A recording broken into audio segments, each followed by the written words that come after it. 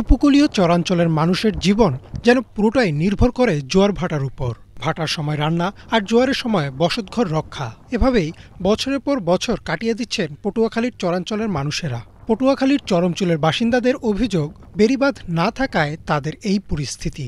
জোয়ারের পানিতে অনেকেই হারিয়েছেন বাপদাদার ভিটাও। প্রতি বছরই বেড়িবাঁধ নির্মাণ ও মেরামত করা হলেও কার্যত কোনো লাভই হচ্ছে না। বর্ষা আসলেই বেড়িবাঁধ থেকে জোয়ারের পানি ঢুকে যায় গ্রামে। আমরা এখন থাকার মতো আমার কোনো জায়গায় নেই। এখন বাচ্চা কি করার আছে বাচ্চার জন্য, কারণ আমরা ভিড়া ছেড়ে চলে যেতেছি। বেড়িবাঁধও নাই আমাদের সামনে, আমরা যে থাকবো। আমরা খুব নানান টাকায় আছি, ঘরের ফ্যামিলি সহ নিয়ে অনেক খুব দুর্ঘটনাভাবে আছি। ঘরে ঠিক মতো আমরা খাওয়া দাওয়া করতে পারতেছি না, রান্না বান্না করতে পারতেছি না। ঠিক আছে, প্রতি বছরই এই কাজেই হয়। আমরা এটা থেকে আর কি ব্যস্ত তলাইয়ে গেছে ভাই, এককালে সব জায়গায় জোয়ারিয়া পানিতে সব তলান যায়, কোনো হানে ফাঁক নাই। এখন যাই দেন নামার অঞ্চল আরো ওদিকে যাই দেন, সব মানুষ তলাই রয়েছে। রাস্তাঘাটে একখান নিয়ে থাকুন, কি করুন, মানুষের জায়গায় নিজে কোনো জায়গা করতে পারিনি, কিছু করতে পারিনি। পটুয়াখালী পানি উন্নয়ন বোর্ডের নির্বাহী প্রকৌশলী বলেন, যে সকল অধিক ঝুঁকিপূর্ণ বেড়িবাঁধ রয়েছে সেগুলো মেরামতের কাজ চলমান রয়েছে, আর যেগুলো কম ঝুঁকিপূর্ণ সেগুলোর কাজ পর্যায়ক্রমে করা হবে। পটুয়াখালী জেলায় 37টি পোল্ডারের আওতায় মোট 1340 কিলোমিটার বেড়িবাঁধ রয়েছে।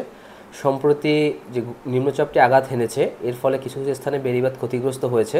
আমরা এখন যে সকল স্থানে বাঁধ অধিক ঝুঁকিপূর্ণ অবস্থায় রয়েছে সে সকল স্থানে কাজ চালু রেখেছি, আর এছাড়া যেগুলো তুলনামূলক কম ঝুঁকিপূর্ণ সেগুলো পর্যায়ক্রমে মেরামত করা হবে। পটুয়াখালী জেলা প্রশাসক বলেন, পানি উন্নয়ন বোর্ডের নির্বাহীর সাথে কথা বলে খুব দ্রুত সময়ের মধ্যে এই সমস্যা সমাধানে উদ্যোগ নেওয়া হবে।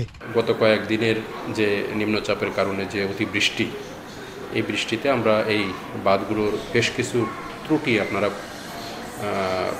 লক্ষ্য করেছেন, এবং যার ফলে অনেক লোক কিন্তু এটাতে সাফার করেছে।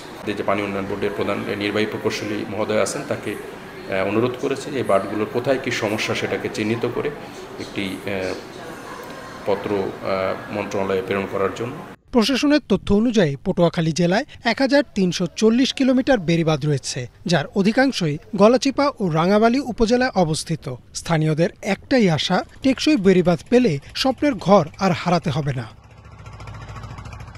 Desk report, Banglavision.